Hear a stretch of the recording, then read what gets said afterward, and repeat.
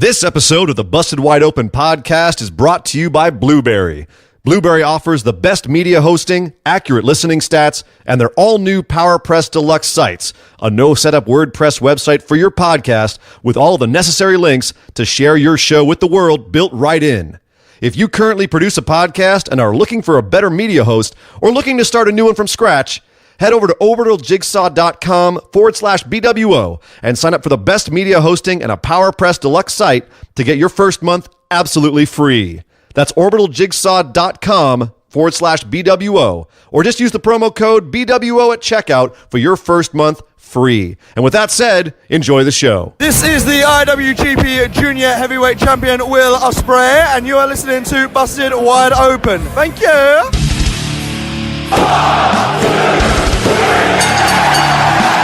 You're listening to the Busted Wide Open podcast, dropping the elbow on the hottest topics in sports entertainment and the world of professional wrestling. With your hosts, Nick Howell and Sir Ian Dangerous. Coming to you from the Orbital Jigsaw Network Arena in sunny Southern California.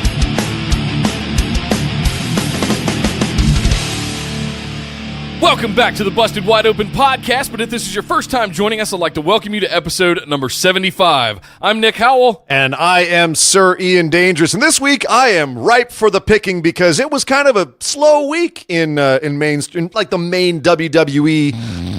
Yeah, the main events weren't that big. The main roster wasn't that big. That being said, I gotta say, this is not bad overall as the shows go. They weren't devastatingly awful and cringeworthy, but right. They were also not wildly compelling, I gotta say. And it's I like to look at the glass half full. I like to be positive about it. So we will be finding some positive things to talk about today. But overall, it's kind of a slow news week. That being said, we have a big show. Even so, today we have a lot to talk about. We've got the fact that the main roster is gearing up for Money in the Bank. It's 2 weeks away. Yep. NXT is gearing up for NXT Takeover Chicago. New Japan had their finals of the Best of Super Juniors, and it was money. And they're about to have their biggest, one of their biggest shows of the year in Dominion. Right. And then starting tonight. Friday night, at the midnight. And then you've got 205 Live we're going to talk about. We're going to do some listener questions. We got some listener questions from our Facebook discussion group. Please go find us and join us over there on Facebook. And we'll be getting into that later on. Then we actually have some news bits, but that'll be later in the wide world of wrestling. Yes, you did mention the Facebook group, but you can also come over and find us on Twitter at BWO Podcast. Hit us up over there. You can find me, Nick Howell, over on Twitter at Nick Podcasts. And I am Sir Ian Dangerous. You can find me on Twitter at Sir Ian Dangerous. Well, Ian, there wasn't nothing that happened this week, so we still have to go talk about everything that went down on Monday Night Raw. This week, Nick, Roman Reigns was actually cheered. What? Yes, they cheered. I don't know if the experiment is working. Well, no, this is apparently real life. This is what it's supposed to be. Maybe it's the fact they're in Houston, Texas. Maybe it's Shucky Ducky. Shucky Ducky Quack Quack. It was that Roman got cheered. He ran in as the hot save because Seth Rollins was getting attacked by Elias and Jinder Mahal at the same time at the top of the show. Elias opened the show with a typical Elias segment, which, even though we call it typical, it's entertaining every time. Yep. And he and Seth, because last week he hit Seth with that guitar. So Seth runs out, grabs a chair, and they face each other down. And just as Seth is about to get the upper hand, good old Jinder Mahal and Sunil Singh run in. They all beat down Seth. And then out comes Roman Reigns. And he gets cheered. Now, do you think this is just, are you going to write this off to just being Texas? Or do you think this was actually because the experiment of having Roman Reigns taking some of this momentum from Seth Rollins, the fact that Seth Rollins is one of the most over guys in the main roster of WWE, do you think that's finally, that rub is finally starting to get onto Roman Reigns here? It's arguable that that's why, but I will go out on a limb and say that this is what I think Roman Reigns should be doing. It was kind of like the hot tag that he was in the Shield, And he was in the right kind of archetype for doing it. That's what I felt like this was. Where he's not getting cheered is the constant push to become the champion. I don't think this was anything to do with that. So, yeah, I enjoyed seeing Roman Reigns come in and save the day as the big dog and be this kind of a character. And then they get booked into a tag match, Jinder and Elias versus Seth and Roman. Now, these are obviously the two big singles matches that are happening at Money in the Bank, Jinder versus Roman and Seth versus Elias. Right. So we're having a typical tag match where these two individual matches are getting mashed together. But as you said, Roman was the good old hot tag, which was always his best thing in the Shield was the hot tag. Yep. But here what was interesting is at one point he was the hot tag. At another point, Seth was the hot tag. So there's definitely like some love and some appreciation still being given to the fact that Seth is so over and they know he will pop the crowd when he comes in. So I think they're actually being very smart in keeping Seth's energy alive. And I don't think that they're like this is not going to drag Seth down at all. No, not at all.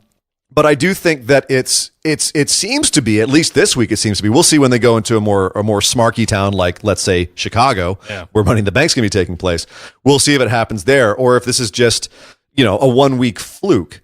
So that is definitely something that I was keeping my eye on. But that being said, for this section of the show, I didn't mind Roman Reigns, as you said, because it was reminiscent of the Shield days. Yes, and I like the setups of Seth and Elias against each other, and Roman and Jinder. I think those are both great setups there. I'm curious what happened to the open challenge that Rollins had. That's one of the things that got him so babyface over in recent months was him winning that Intercontinental Championship, coming out and having that open I'm a fighting champion kind of spirit that the crowd always loves. What happened to that? Why are we doing these kinds of formulaic setups now? Well, it's funny because it did go back to the more formulaic stuff after this match. Elias ended up, there's some trickeration, and Elias ended up hitting a drift away on a chair to Seth Rollins to pick up the win. And then they get chased to the back by Roman, who later had a backstage segment where Jinder was complaining about how he should be getting more title shots and he's better than Roman. And they cut to Roman, who's somewhere else backstage, and he says, "Well, you want some? Talk to my face." And then Roman proceeded to get lost backstage in about a 20-foot area. He goes the wrong way down the hall and says, "Where's Jinder?" And these two guys sitting there go, "Oh, he's that way." Roman walks back the way he came, about 5 feet, turns a corner, and there's Jinder right there, and they get into a brawl. It went back to the very formulaic stuff very quickly, and I feel that kind of sucked some of the energy out of it. But at the same time, kind of like what you said, like I'm not mad at either of these matchups. Like the Roman Jinder thing, I'm not mad at that at all. Like it's got some good energy to it so far. Seth and Elias seems to be working really well. They've got they definitely have the crowd invested in it because of the physicality of it and how aggressive they've been with each other with the chair shots and the guitar shots. Like that's been a good build towards that match. Yeah. So far, like I said earlier at the top of the show, like I could complain about this, but there's really not that much to complain about. It's somewhat formulaic, but it's not terrible. It's not Lashley and Sami Zayn, which we'll get into later.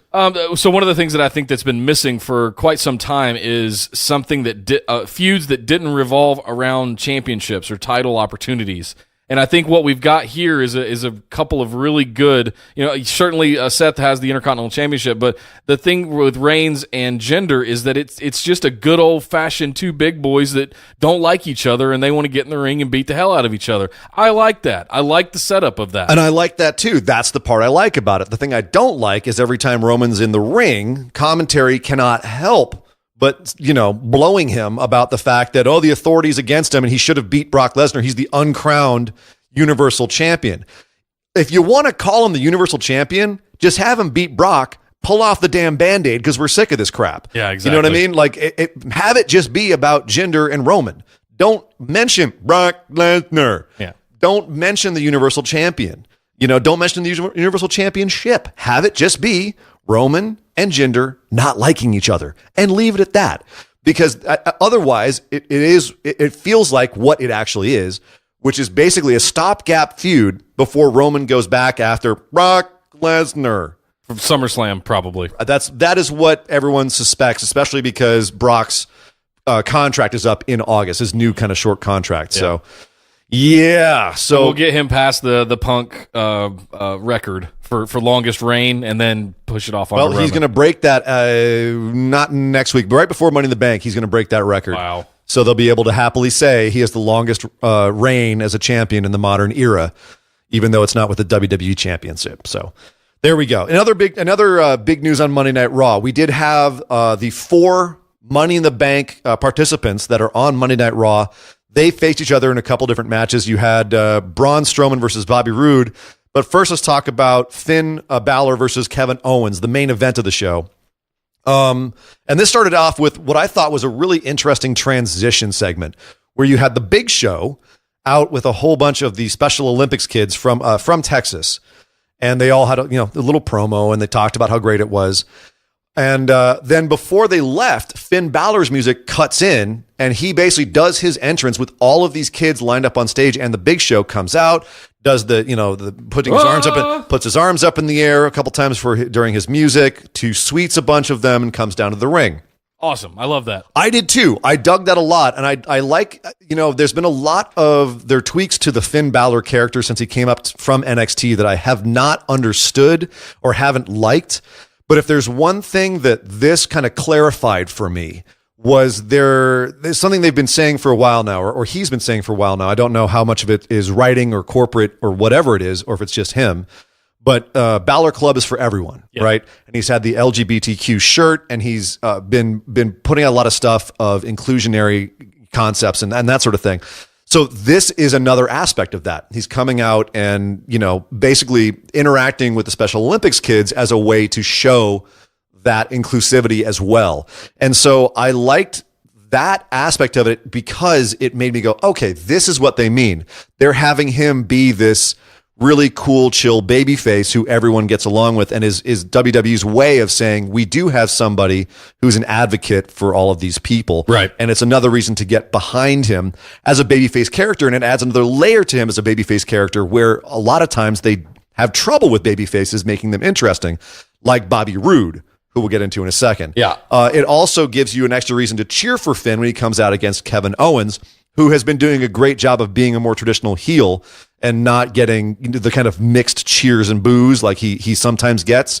And he did a great job in this match, particularly of grinding Finn down. It was not a big, exciting flying around match. Correct. It was their third match together in WWE, even though the commentary said it was their first. I think they meant their first on the main roster because they did meet twice in NXT, once at Beast in the East and once for the championship. But this was a much more Kevin Owens getting heat by just doing rest holds and grinding down on Finn. And the most interesting part of the match was the end when Kevin gets disqualified by stomping Finn in the corner and then giving him a frog splash, setting up a ladder, and acting like he's going to go jump off the top of the ladder, and then getting scared and having to come down a few rungs, and scared and coming down a few more rungs. And then Finn gets up, knocks him down, and gets up and gives a coup de grace from the very top of the ladder to end the show, which is a really nice, really cool big spot. Don't break your ankles. Cool big spot. And he goes up and grabs the briefcase and goes, look, I'm going to win Money in the Bank, which of course is a way of saying he's not going to win. You're not going to win Money in the Bank. But all around, I thought this was it was a relatively meaningless match. Another just way of promoting the fact, hey, both these guys will be in Money in the Bank. Let's get some ladders in there. Let's have one of them grab the briefcase. Yeah. Yip-de-doo. But it defined for me where their characters were in WWE as far as what creative thinks of them. And I thought it was a great way to show more to the audience, cheer this guy, boo this guy. I thought it was very clarifying. And that was one takeaway from it that I thought was a nice way of that they showed that. Well, I got to this match and I was I had been watching it for an hour because I watched the Hulu edition this week. Did not have a chance to watch it live, but I got to this match and I was going, oh dear God, please let this match save this travesty of a Raw. It was just bad. It was just really bad tonight. And like you said, this wasn't some kind of barn burner match that you would almost expect from these two, but at the same time, it was still entertaining as hell. It was great to set up the inclusion of Balor Club, and it was great to give a little showcase of Money in the Bank coming in 10 days or so. So it did what it said it was going to do on the 10, but overall, this Raw for me was just kind of bleh. Well, and it's probably because you watched the Hulu edition. A lot of the more entertaining stuff was not on Hulu. So They got to fix that. I'm hoping the TV deal fixes that. ain't going to fix it. I'm telling you right now, man. There's too much money. I mean, you've seen now. There's too much money in the TV deal. There's way too much, and they're absolutely going to keep all the full Raws off of TV, off of the network for at least a month. So sorry. The other Money in the Bank participant match was Braun Strowman versus Bobby Roode. A little bland, but I didn't mind the fact that Bobby Roode openly said, like, I have to survive. I've got to survive this. And it was, as you'd expect, Braun dominating him for most of the match, him trying to survive. And at one point, he inexplicably set up a ladder outside the ring, resting on the ring and on the guardrail. And then as Braun did the chase down and tried to run him over, he ducked under the ladder, and Braun, for some reason, was stopped cold by this ladder, like he couldn't, pick it up and move it or whatever. But he didn't pick up and move it. He just put his two hands up and smashed the ladder in half, which was... My jaw was on the floor. Here's the thing. You know that Braun is a special talent when you have no idea if the ladder was legitimately gimmicked or not. Right. I'm pretty sure it was a gimmicked ladder. I'm pretty sure. Not entirely sure. It could just be an aluminum ladder. He could have just practiced this and figured out what he had to do to actually smash an aluminum ladder down the middle. It broke a little too cleanly for me. I don't know. That was the most exciting part of this match was, did he or didn't he actually break this ladder? I want to believe, as a known Braun mark, that the ladder was not gimmicked at all, and that just was brute force strength from Braun Strowman being the monster that he is. I don't know what else to say that I haven't already said on this show about Bobby Roode. The sooner they put a suit on that guy and make him a dick heel, the better. It's just kind of meh right now. And it has been since he debuted. Ain't going to be before Money in the Bank. They need another face in that match, and he is just basically going to be a nice little bland cardboard cutout baby face that'll be in that match. Yep. You know what? The great thing about this Money in the Bank is, as we go through the show this week, and as we probably go through the show next week too, we'll be able to look at everyone in the Money in the Bank match and give reasons why they will win. I'm looking at everyone who's in the match on the male side, and I could give you a good reason why any of them could win. Yeah, we could do that next week. It's just a breakdown for the go home shows as we do our preview of it. Yeah, and I think even Bobby Roode, I could see winning it because it could do good things for his character if he had the briefcase. That being said, of course, he got crushed by Braun here. I think that the way that they're pushing the fact that Braun is going to be the monster in this match will be an interesting aspect once we get to the match. I just feel bad for anyone who gets in his way between now and then. Agreed. Because this kind of thing's going to happen to them. Well, hey, did you hear that Nia finally injured somebody? Yeah, I did, Nick, because as soon as the word came out that someone had been injured by Nia Jax, you were all over text and Twitter going, I knew it! I knew Nia was... I didn't do that. Unsafe. She's so unsafe. I didn't do this that. This is the most unsafe. Yeah, you got to fire her. That is not what I did at all. For the record, actually, some of the fans and the listeners in the Facebook group were actually called it to my attention because I didn't get to watch it on that night, and I was like, I did internally gloat for a minute. Goes, see, I told you guys, I knew it was going to happen. You came to me and you were like, I told you so. I told you so. I'm like, and I said back to you, I'm like, if we watch this show and she legit injured somebody because a bad move or something, I will happily say, you know what? Maybe I'll eat the crow. I will happily bow down and say, maybe you were on to something, sir. I should have been listening to this entire time. But no, this was a worked spot. Natalya injured, quote unquote, injured herself running over Nia Jax in the typical spot she does, where she, someone's sitting down and she runs up their back and smashes their face in the canvas. Yeah. Tweaks her leg after that. And both Ronda Rousey, who was just dying up there on commentary, and Nia Jax both tried to attend to Natalya. Hey, Ronda, what do you think about this match? Yeah. Wow. Invigorating commentary. Only my husband can say that I am ripe for the picking. Maybe you didn't hear it. Only my husband can say I am ripe for the picking. What even was that?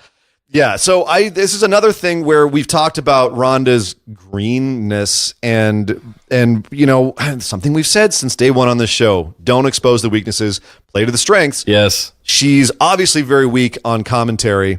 We've compared her before to Mark Henry. That's been my big comparison with Ronda Rousey is Mark Henry. And I remember back in the day, Mark Henry going on commentary and just sucking as well, right when they first got him. And he was still like in the white tracksuit and all that. I remember him just being awful on commentary. And he came around. So I'm not sitting here saying, it's over, she's done, put a fork in her, it's done, oh God.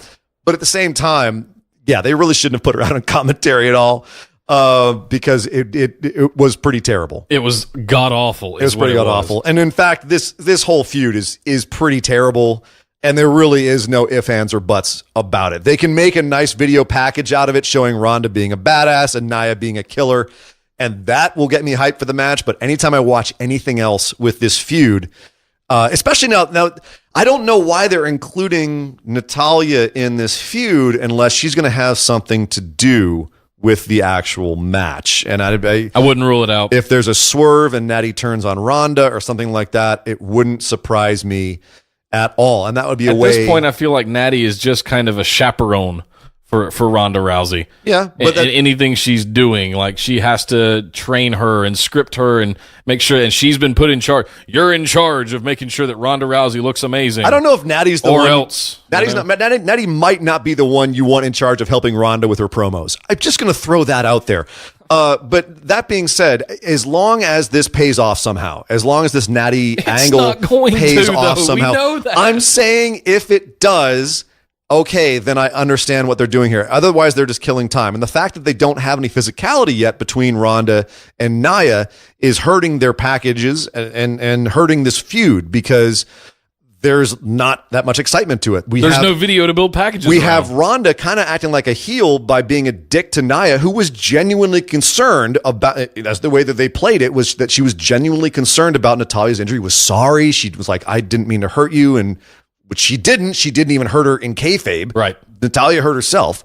But Nia was trying to be nice about the whole thing, and Ronda was being a dick to Nia. So it's confusing about the dynamics here. That's kind of been the run of this story, though, isn't it? A little bit. The flip-flopping of the heel and face dynamics. Yeah, it's like who's heel, who's face. And for a while there, it was very clear. Nia is the heel. Coming off, bizarrely, coming off of this anti-bullying angle, she's now a bully. Bizarrely. But all of a sudden, now we're back to Ronda being kind of a dick to Nia, and Nia being a bit of a sweetheart. It's weird. And there's supposed to be a face-off. They're going to get face-to-face time next week in the ring. Oh, God. Which we've seen now 3 weeks in a row, technically. But hopefully that somehow will clean things up before we go to the actual match. Because it's going to be the whole thing where you got there's physicality and they have to have all the refs come out and break them up and do all that typical crap. If they did, it would be massively preferable to what they're doing so far. Oh, I agree with that. So there's that. Totally. And another thing that would be preferable is if this Lashley and Sammy feud could just end and go away. Yeah. Because this week we had a combination of awkwardness and uncomfortableness and kind of going a little bit too far, kind of crossing some lines here. Sammy one very big one. One very big one, and that's one I do want to discuss because it was a topic of discussion in our Facebook discussion group. But let's run down what happened first in case you didn't see the show. Lashley comes out to the ring and calls out Sammy, says, come to the ring, let's talk about this face-to-face like men. You want to run me down. And Sammy comes out of the crowd and says, I'm not getting in there. You almost broke my hand when I tried to shake your hand last time. So I'm just going to hurl insults at you from the audience, essentially. Long story short, Lashley gave his creepy smile in the ring the entire time as though Sammy wasn't really getting to him. Sammy, to his credit, really sold this kind of annoying, running his mouth asshole from the audience. He did it really well. All the way up to the point where he got up into the top of the arena and was, saying Bobby Lashley's a liar. He's just trying to sell you stuff. He's a fake, et cetera, calling on his Instagram. But then he said, Lashley, is everything about you fake? Do you even have sisters? Were you even in the military? Did you even serve your country? Now, here's two aspects of this. One, that's a really questionable thing to say, even in kayfabe, even as a storyline thing. A lot of people are very sensitive about that, especially these days. And you could hear the audience turn. They went from having fun with the whole thing of Sammy being a dick and Lashley kind of brushing it off and being a little irritated, but not pissed. Sammy said that. Lashley's face just falls, and he goes into that cold Lashley stare thing. But the whole audience, you could feel them getting like, whoa, whoa, whoa. And they were in Texas, so particularly patriotic part of the country. Yes. They started chanting USA, but people stopped having fun at that point. And I know a couple of our listeners were also really put off by that and were like, yeah, guys, that's not cool. That's not cool to call into question his military I'm service. wondering if that's Sammy just kind of going with it and feeling it, or because that's such a big part of his persona and his backstory. It was such a big pointed line, and they ended on that. I can't help but think that that was a scripted thing, that they were like, okay, we're going to do this, and then this is your punchline at the end, because then they cut to Lashley's music and they cut away, and it was done. Here's the thing, and this is something that I brought up in the Facebook discussion group, is that it's not like WWE has never gone for cheap heat before. Right. It's not like they've never brought up awkward things or been controversial to drum up cheap heat on somebody. This feud needed some sort of heat. And frankly, I'm going to go on record as saying Sammy questioning Lashley's service in kayfabe is, at the end of the day, harmless. It really is. If he was legitimately questioning his service in real life, then yes, we'd have something to get up in arms about. But this is a storyline thing. Everyone knows, like they make a big deal about the fact that Lashley has actually served and he was military. We all know that that's actually the case. This is Sammy, the heel character, calling him out, trying to question this. It's just to get heat on that heel character. Is it crossing a line in the quote unquote real world? Yeah, I could see how people would be offended by it, but it needs to be taken in the context of the entertainment. He's a bad guy who does bad things. Let's say Game of Thrones, right? You have a character that sexually assaults another character, right? It doesn't mean that we should be mad at that actor playing that part.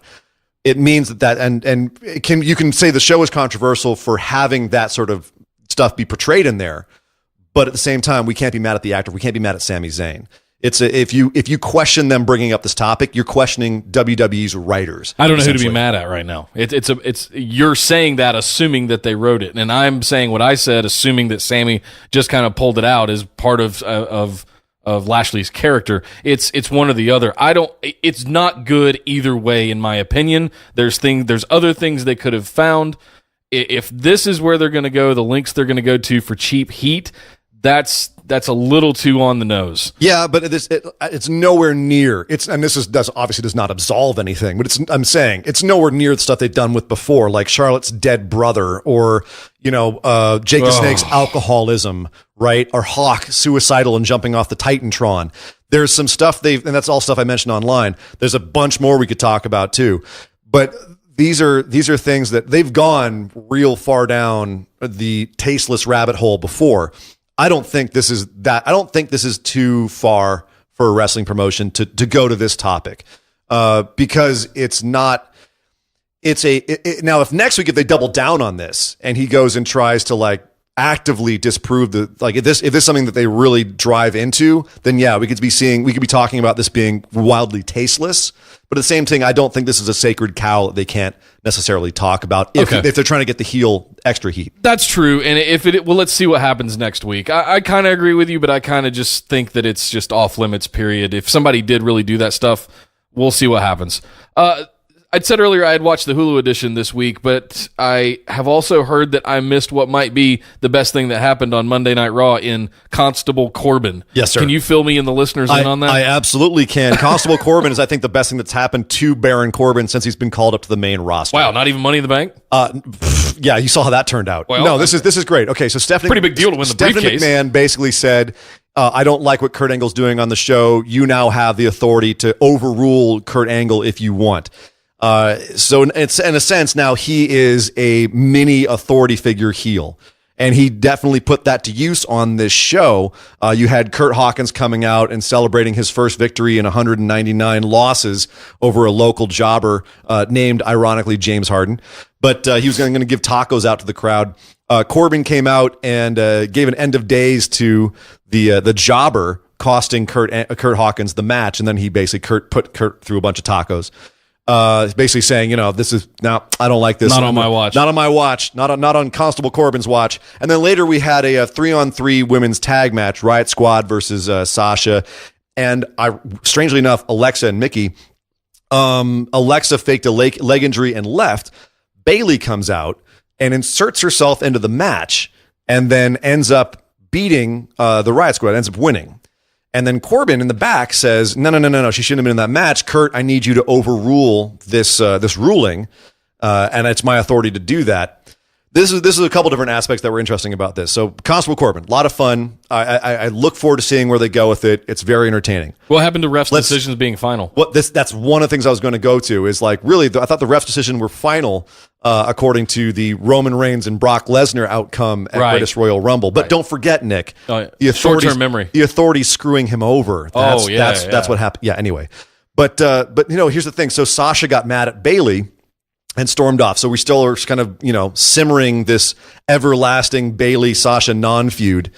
But in addition, that made Bayley look like a complete idiot.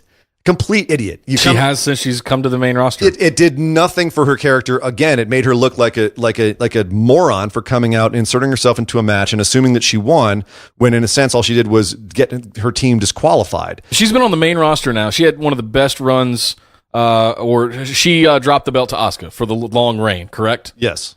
Since then, she's been on the main roster, and I struggle to think of one thing that has gone well for her or that has made her look awesome since she's been on the main roster. There has not been much. You had, like, when she first got called up, it was weird that she got called up for a one-off and then came up later. No explanation of who she was or her character. That's right. And she had a couple of victories and championships, and then all of a sudden that horrible feud with Alexa Bliss just stopped her cold, kibosh, and it's just been nothing since. So another step down the rung for Bayley this week, or another knock on the head. The tag team division, by the way, in Raw, still garbage. We had a tag team battle royale, which for some reason Drew McIntyre and Ziggler were eliminated from first, Ziggler getting knocked out by Tyler Breeze. And then they both cleaned house. They both got back in, kicked everyone's ass, and left. And I was waiting for Drew McIntyre to get frustrated at Ziggler for costing him the victory. I was wondering if they were planting a seed for that. But no, the match continued. And because of an error between Heath Slater and Rhino, the B team picked up the victory. So they are now the number one contenders for the Bray Wyatt and Matt Hardy Tag Team Championships. This is where we're at right now. The B team versus the Deleters of Worlds in the tag team division. I have no words. We say this every week. Where's AOP? I literally have no words. What are we doing with Drew McIntyre and Dolph Ziggler, who are just, every time you see, in this match, you saw Drew McIntyre look like a Greek god surrounded by little boys. And it was frustrating for me, not just because I'm a McIntyre fan, which I will openly admit that I am, but it's inarguable that guy has more going for him than everyone in that division, not necessarily because of their talent, because there are some wildly talented people in that division, but because his entire game is on lock. He knows how to go out there and look like a top-of-the-card superstar. And for some reason, he's down there with all these other guys who have been made to look like goons and jobbers for months on end now. And no one, in my opinion, came out of this looking good, except for the B team had another one of their funny celebrations. But that's to me, that's a flash in the pan. That's only going to be funny for so long before, their gimmick runs dry. So it's not looking good in the Raw tag division. That being said, I'm coming around on the top of the card a lot. They really do have a lot of good talent at the top of the Raw card. And like we look at the Money in the Bank participants, we look at the singles at the top of the card. Like, there's a lot of good stuff up there, and they're doing some good stuff, some entertaining stuff with it. Yeah. So, except for Lashley and Zayn, which just dear God. Speaking of travesties, dear God. Well, hey, that's everything that went down on Monday Night Raw this week. Let's finish things up and finish the lineup for Money in the Bank over on Smackdown Live. So I want to start with the women's division on SmackDown because more than half the show, almost 2/3 of the show, were women-centric. Either because they were just singles matches or because they were involved in matches. But they were all over this show. And in a really good, entertaining way. We started off with Carmella coming out and being just the heel queen that she is. She's so freaking obnoxious, and that's the point, and it's great. Running down Asuka and saying, Asuka's lost her mojo. She made her a brand new video package. Yeah, showing how she's like losing right and left and kind of twisting history. It's great. I think if you put her and the Iconics in the middle of the ring, there'd be a riot. People would actually storm the ring. They're so obnoxious. It's great. But Asuka comes out to confront her and then Mandy Rose and Sonya Deville come out to confront Asuka. Correct.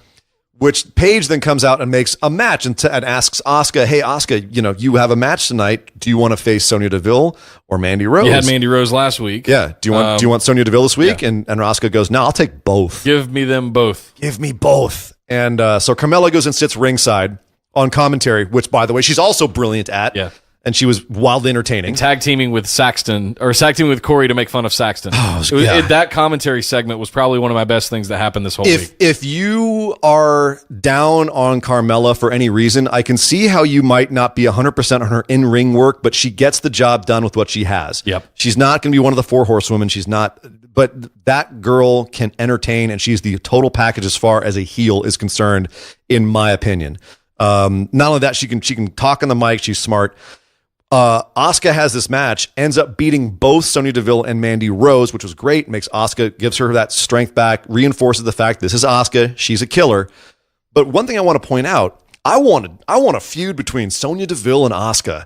Those two are awesome in the ring together. That was some great chemistry. I don't know if you noticed that. I did. And it needs to be more of a singles than just, the tagging in and out of Mandy Rose. But the match last week with Mandy Rose and Asuka, we have this conversation a lot where certain superstars can elevate whoever you put them in the ring with. And I think Asuka might be one of those.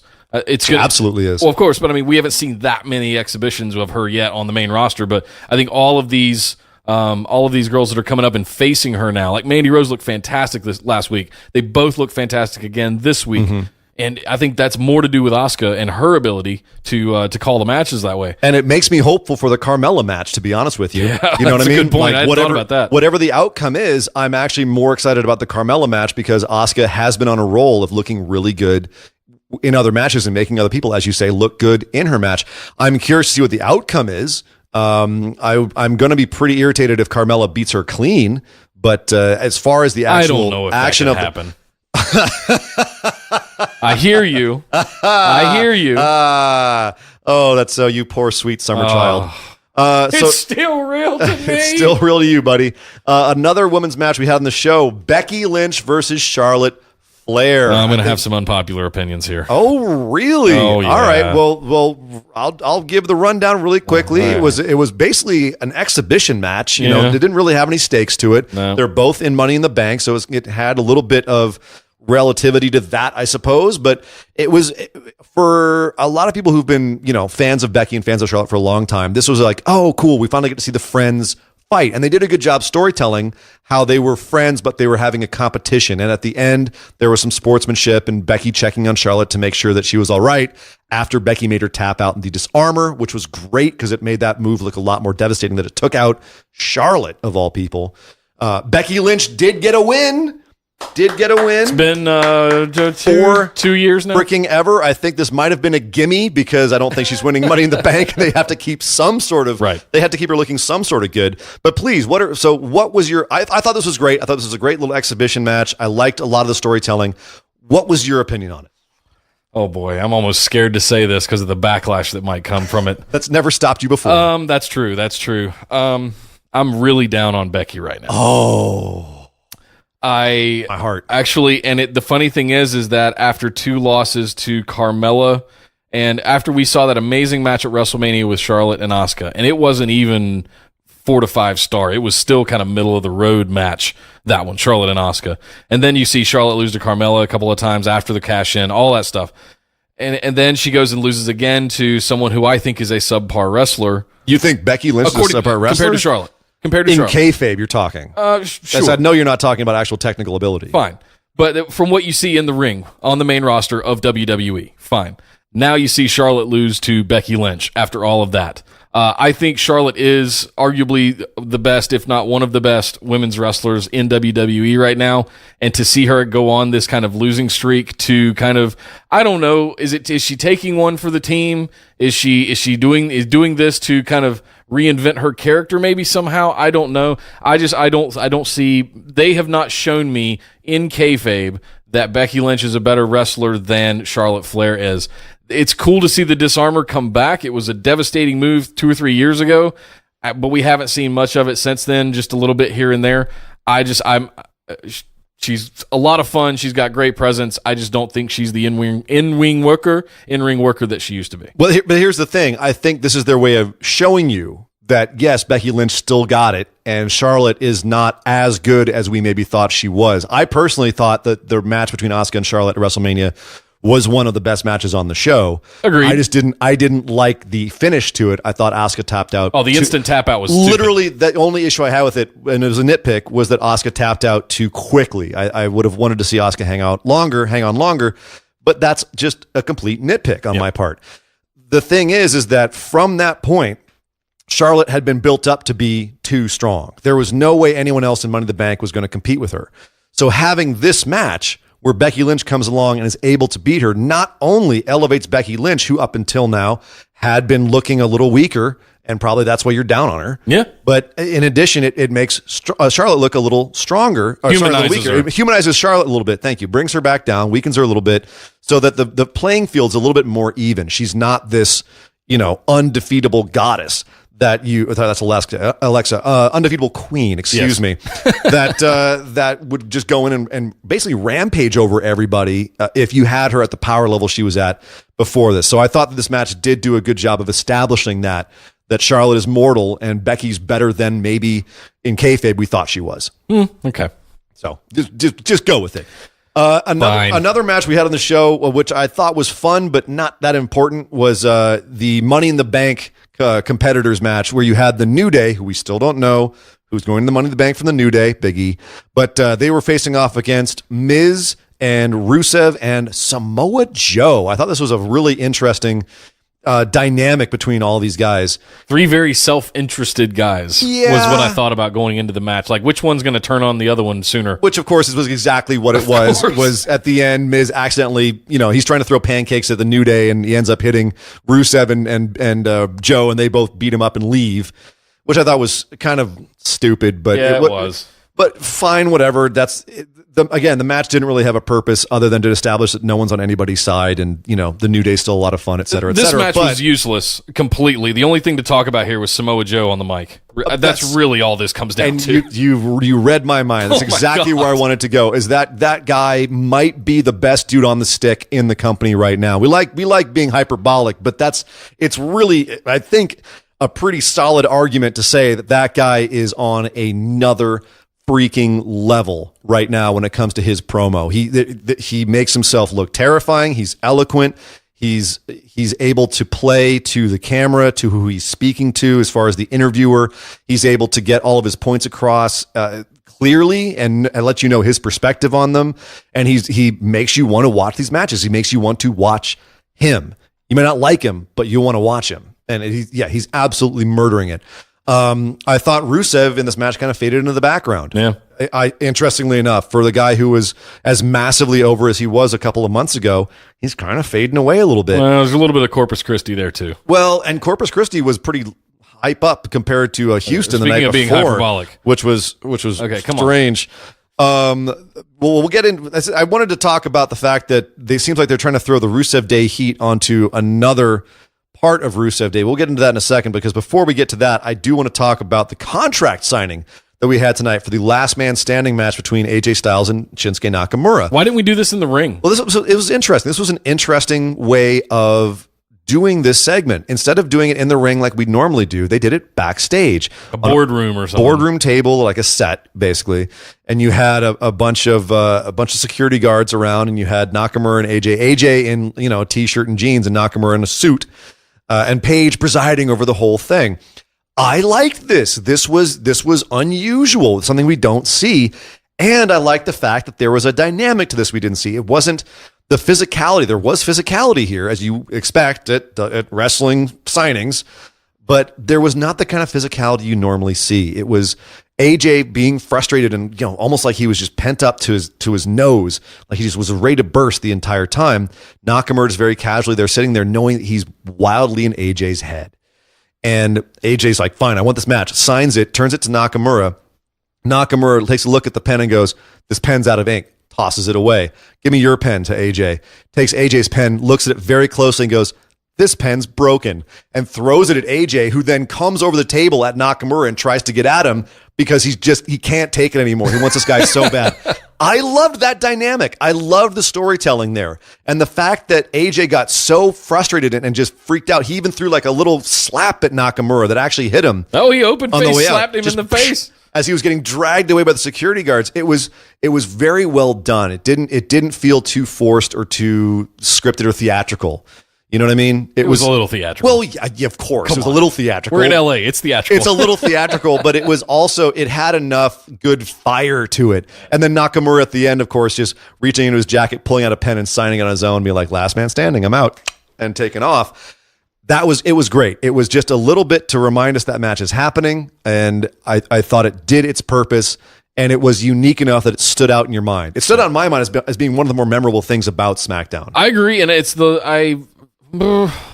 got up to that level of being upset when Shane and Daniel Bryan and Kevin Owens and Sammy were doing their thing earlier this year, and he got in the middle of it somehow. And he had to keep having title matches. Yeah, he kept getting frustrated and saying, "Why are you guys doing this to me?" That's the last time the only other time that I've really seen him get this frustrated. I don't think I've ever seen him like this level of psychologically psyched out. Yeah, no, that's the thing so two things I wanted to talk about this. One, I thought it was curious that Paige phrased it like till one of you guys is left standing. Like she made it pretty clear we're not going to see a tie. Right. This is one thing that the listeners and us were discussing about what match they were going to do next back when we didn't know.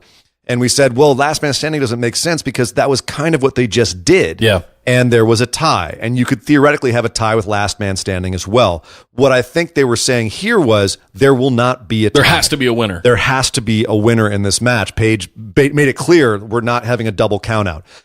I don't know if it was that clear, but I think it was clear enough that that's what they're going for. So cool. I'm happy to hear that.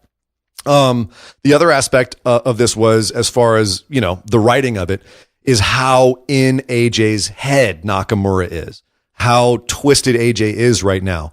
And it's going to make it one of those things where if Nakamura loses, it's going to make him look terrible, because how can you lose to someone who's just this wound up? Yep. How you've just messed up this bad. So it makes me hope that they figure out a way for Nakamura to beat AJ and keep AJ looking good. Or if Nakamura has to lose, if they have some sort of thing where AJ, gets this out of his system and calms down and whatever it is.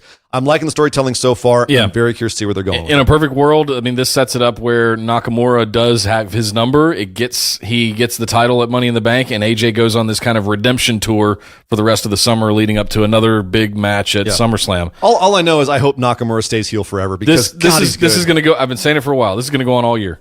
This is going to be one of those feuds that just goes on forever, and I am not mad at it at all. I don't know if Nakamura and AJ is going to go on all year, but it'll definitely go on. I hope it goes for a while. Dude, it's already June. This.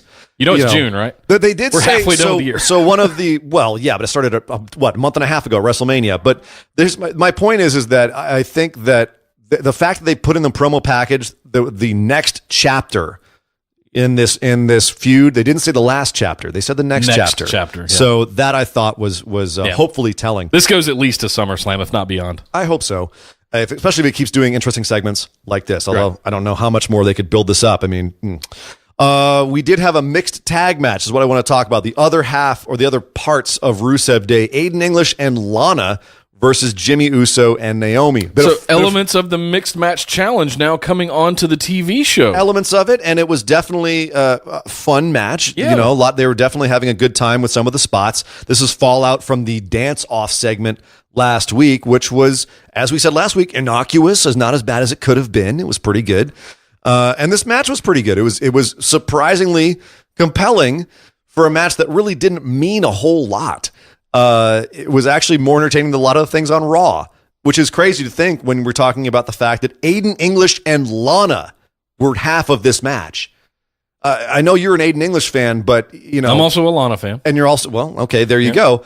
But no one It's hard not to be a fan of Lana. Aiden is less than a year out of being a stone cold jobber. Yeah. And Lana has had 3 matches on the main roster, 4 maybe. All title matches. And is not known for being exactly a massive technical wrestler here or anything. Sure. But this was a watchable match. Yeah. It was entertaining. But this was, and I thought they were pushing so hard to get that Lana chant over, that Aiden's pushing so hard now, trying to get Rusev Day to work on Lana, and it's like they're pushing that heat more towards Lana now. and not Rusev, and it's just bizarre to me. It's not for me. I'm going to go ahead and call one of my moonshots early for you guys. Uh-oh. Lana takes the women's Money in the Bank briefcase next weekend, giving Rusev Day, the faction, one of the briefcases to run around and taunt everybody with. Because I don't think Rusev is going to win the men's. I've got another prediction for that, but I'll go ahead and give you guys this teaser one. We can talk about it over the course of this week. I think Rusev Day is going to have a briefcase, and it's going to be the women's Lana. Yeah, and it's interesting because they did kind of stop that idea, like where they had the one little segment where Lana put it in Rusev's head that Aiden was holding him back, and then they kind of dropped that really quickly. So you could be onto something. Lana could get it and then use that power to say, and then they could restart that storyline. A lot of speculation we can make here. But moving on, we had a match between Harper and Carl Anderson, the typical singles match before the tag match that we would usually have. I suspect next week we're going to have Gallows versus Rowan, something like that. Carl the Anderson, other one's going to lose. Carl Anderson picked up a surprise victory over Harper. Yes, he did. Which is great because that means they're going to get their butts kicked at Money in the Bank. I don't know. I know. I'm really enjoying this push that the Gallows and Anderson are getting right now. It's been what we've wanting for 2 years now. You have one more week to enjoy it. Set your stopwatch. You have one more week to enjoy the Good Brothers looking good before the Bludgeon Brothers absolutely destroy them. I think Bludgeon Brothers has been a failed experiment, so I think they're going to move on. You can think that all you want, but until a 78-year-old in Stamford, Connecticut thinks that... Is he 78 now? I don't know what he is. He was 72 3 months ago. He's 70-something. He's 70, whatever I say he is. All right. Until he's sick of them, they're going to just dominate. And he's not sick of them, apparently. Daniel Bryan and Big Cass are still feuding. And we know this because Big Cass came out this week and cut one of his Angry Orange promos. Yep. And it was fine. It was fine. It wasn't really anything. But what was interesting about it, the thing I wanted to discuss about it, because it was just another, I'm a big guy, I'm going to beat up a little guy, whoop-de-doo, I have a feud with Daniel Bryan. But he comes out and does it on the side of the stage with his back to the entire crowd the entire time. There's like a stage light on him there. And at a certain point, he kind of shoos Renee Young away and proceeds to give the rest of the interview as just a promo, just on his own. And then the camera starts cutting to the craziest goddamn angles of him. Like low Dutch is looking up at him and trying to show how tall he is. And it just kind of accentuated how badly his suit fits. But at the same time, it was just weird because they were just so obtrusive, these camera angles and these shots. And he seems so unnatural talking essentially to the wall with all these people behind him. And, back in like the 80s, I remember that they would do interviews out in the crowd with all the crowd in the background. I remember the one that really jumps in my head is $1 Million Man making that one kid try to dribble the basketball. If he dribbled enough times, like he would give $1 million and he kicked the basketball at the end. Remember how they did? But they did that kind of up in the bleachers a little bit with the whole audience behind him. It reminded me of that, but this one didn't feel as part of the audience or as organic. This felt very much staged, and Cass felt like he didn't know where he was. Like as much as the promo was fine, there was just something just off about the whole thing. They're experimenting, maybe they're trying to do some new stuff, and it's, I give credit. I will give credit to Vince and Kevin Dunn and the rest of the team. They're always looking for new ways to do this kind of stuff. Shake things up, sure. Yeah, and get us more interested. I would say after watching some of Super Juniors this week, maybe you should go watch some of that stuff, Kevin. How they do the production over in New Japan. Doing some of their camera work over there. Or get someone who can cut a confident promo in the situation. Like, have this be Samoa Joe and have Cass give his promos in the back or something like that. I don't know, just a thought, but something that stuck out in my mind about this particular Do we care promo. about this? No, this is a time kill feud for Daniel Bryan. His contract is up September 1st, and he still hasn't re-signed. Who? Daniel Bryan. Oh, really? Yeah, he still hasn't re-signed on his contract. I have a feeling they're not going to give him any kind of big anything until he re-signs. So this is basically just going to be what the kind of thing he's going to get, and it's for them. It's Cass working with a veteran and Cass getting to learn from Daniel Bryan. So they're investing in Cass by having him work with Daniel Bryan. It's more about Cass than it is about Daniel Bryan. 100% agree with that. at And this point. I'd rather see him, facing down Samoa Joe or something like that instead of Daniel Bryan, if I'm being honest. Well, that's just because you want Daniel Bryan somewhere else. No, it's not. It's because I want Daniel Bryan and Samoa Joe to face off with each other. Oh, I see what you're saying. Not Cass. I'd make Samoa Joe the crux of this conversation between Cass and Daniel Bryan, because it's ultimately going to end up in a three-way between these three guys. I don't think so. I like Samoa where he is right now. I think he was part of this feud briefly. I don't know where he goes after Money in the Bank. I would love to see him get back with Daniel Bryan. I hope you're right. Yeah. One more thing on SmackDown to talk about. That was Sin Cara being given an interview backstage and talking about how it's just weird that this guy he's known since he was 14, Andrade Cien Almas, is now no longer acknowledging his existence. And Zelina Vega comes in, yells at him. Andrade comes in, beats him up from behind, and that was the segment. Is a Sin Cara, as much as I'm going to let the whole making up history thing go. It's wrestling. Kurt Angle has an illegitimate son named Jason Jordan. Of course he does. Fine. I'm gonna move past that. How dare you question the integrity of that? Moving past that. The bottom line I want to talk about here is Sin Cara the right feud to bring in Almas with? I don't know. I mean, we're seeing a lot of stuff with Lucha Libre over on 205 Live with the Lucha House Party. I heard reference to it a lot. The phrase Lucha Libre this week, I believe it was also on 205. I'm wondering if they're trying to garner that audience a little bit, if they're playing to that audience and having the legendary Andrade Cien Almas facing off with Sin Cara. It might be a way. I don't know. It might be a way that they're trying to go get that audience. So let's play it out. Let's see what happens. I would love to see some legit, like, high-flying lucha matches between those two guys. Well, this is the thing. I think Sin Cara is an underrated worker. I think he can work very well. Obviously, Andrade is amazing in the ring. I think they will have good matches. And I think that Cien Almas can crush Sin Cara without it really hurting Sin Cara too much. And he's a good guy for him to work with coming in to give him good matches to make Andrade go over and look really good. In addition, I do think that they're trying to recapture that Rey Mysterio, Alberto Del Rio market. And I think they're looking at Andrade as a guy who can do that. Yep. Plus Sin Cara earlier this year, didn't he also sign a pretty big contract? Yes. And so we were speculating earlier this year that he was potentially going to get a big push out of this. And I would, I think there's a lot worse that you could do with Cien Almas and Sin Cara than have them have a good, legit feud. And so far, I like the build they're doing with it. It's a little bit, to me, it's a little light on the card. Like I don't think like they're featuring it too much, but I'm liking what they're doing. Think we get a pre-show match at Money in the Bank with those two? God, I hope it's not a pre-show match. I don't want anything of them at Money in the Bank. Keep it on SmackDown for a while and have it end up be a big match somewhere else. One last note. Where's Jeff Hardy? I don't know. Where's Jeff Hardy? Did he fall in the lake of reincarnation?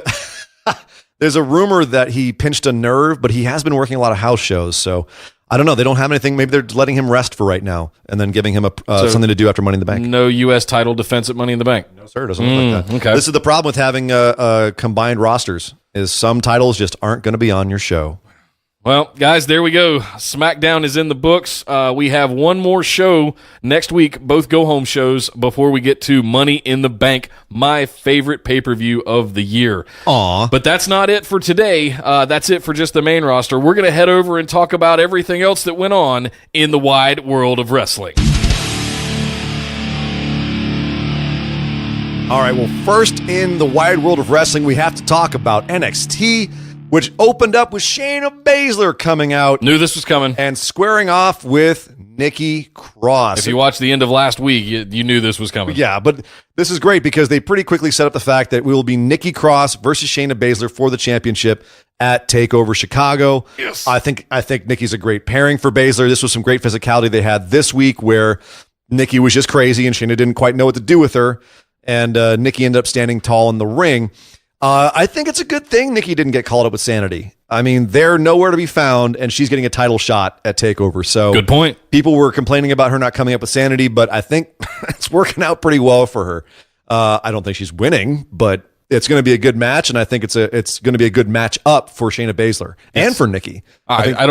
Nikki is the first one that has put Shayna Baszler on her heels, honestly, and made her kind of scared or shook or whatever word you want to use. Well, again, that's 2 weeks in a row now. Yeah, and that's what I mean is that her character is good to play off Shayna and make her scared because, Shayna genuinely, her heel character doesn't know what to do with someone like Nikki Cross.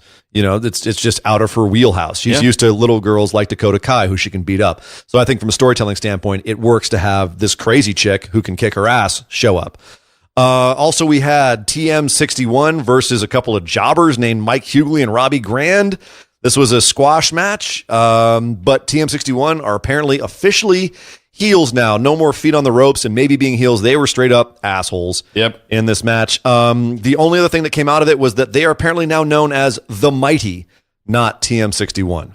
But TM61 stands for the Mighty, 61 being the Australian world code, area code. Right. So it's just basically a cleaner version of their name. I always thought TM61 was a little bit too confusing. Yeah. It's based on the Mighty Don't Kneel, which was their indie name. So the Mighty, fine, it works. I think that's actually a great idea for them to change their name.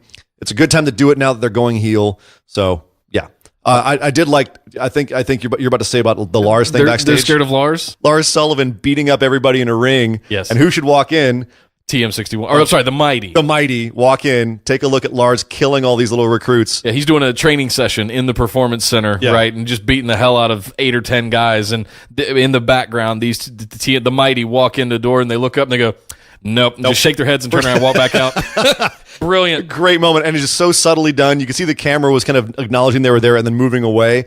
It was just a nice little touch. You could have, blink and you miss it, but it was great. One of our listeners, I'm going to mispronounce this, but Roel Sheerans, he was questioning about one of the guys that Lars was beating up, and he was right up in the camera and clubbing the guy in the side of the head. He was saying that the guy wasn't selling it, and just kind of had this kind of blank expression on his face. Well, yeah, he's a trainee. I don't, that doesn't surprise me. He's a crash test dummy, basically. It's a bummer. Like obviously they're going to take him back in and be like, yo, dude, you got to sell. You got to actually look like you're getting hit and not just kind of like, well, this is my life now. Sit there and, no, there's a big guy hitting me. This is why they pay me money for this. This is why I came to Florida. Exactly. Do. This is what I want to be when I grow up. This is why I quit college. Yeah. It's actually, no, we were both commenting on it when we were watching on the couch was that, that guy doesn't seem like he's having a good time, but he doesn't really seem like he's having any kind of time at all. He's just kind of there. I don't expect anybody would have a good time getting clubbed in the side of the head by Lars Sullivan. No, there's a difference between like not having any expression and being glassy-eyed, like actively glassy-eyed. You know what I mean? It's just a selling technique. So yeah, it was, but whatever. It's Lars beating up dudes. Neither of us is ever mad at that.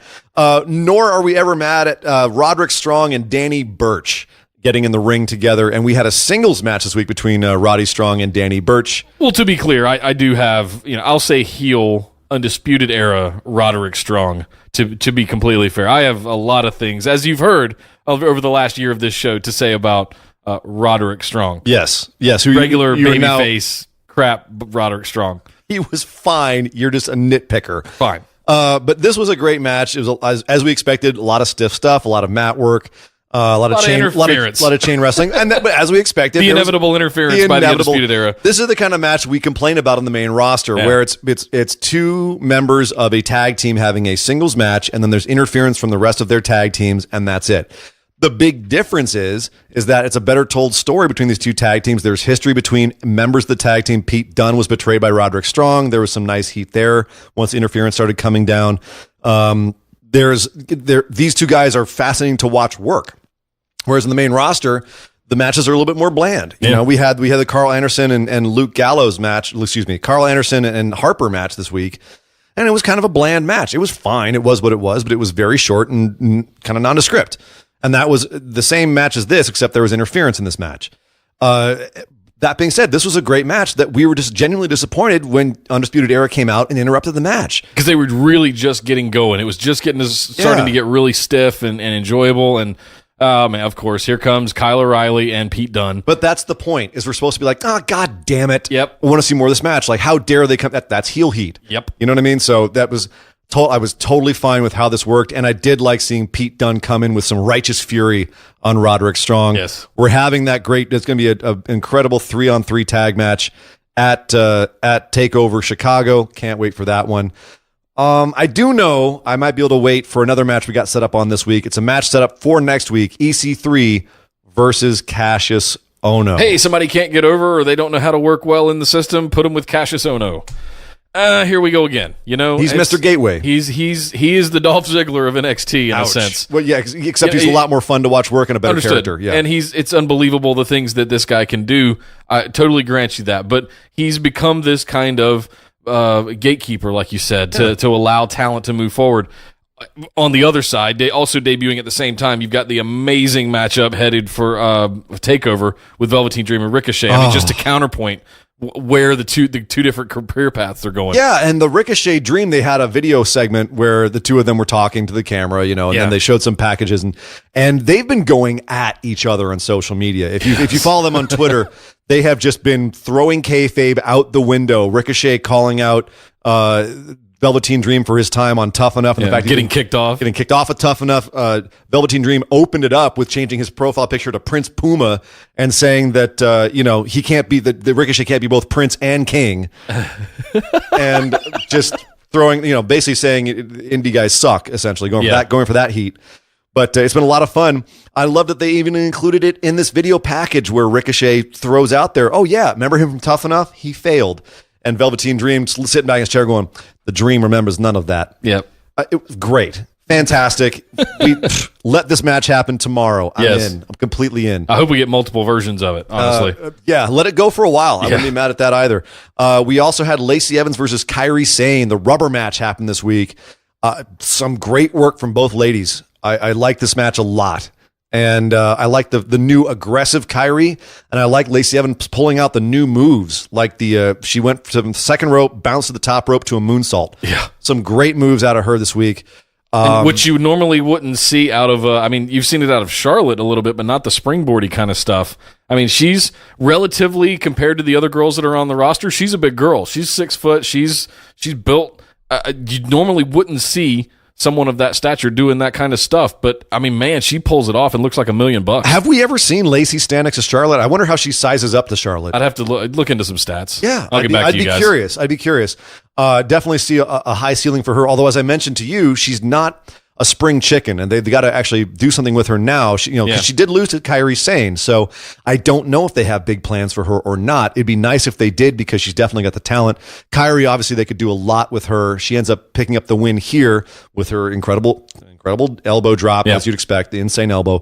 But I do like the new, more aggressive Kairi. I think she's got to stick with that. It's too easy for her to be kind of cute, especially you with mentioned her size. Her gear to look like Stardom. She's got a little bit of Stardom action going on with the gear, which is a little bit more of a hard hitting thing. So that might have been part of it. I also thought that Lacey Evans looked strong in defeat. So who knows? Actually, I officially looked it up. Lacey Evans is 5'8", Charlotte is 5'10".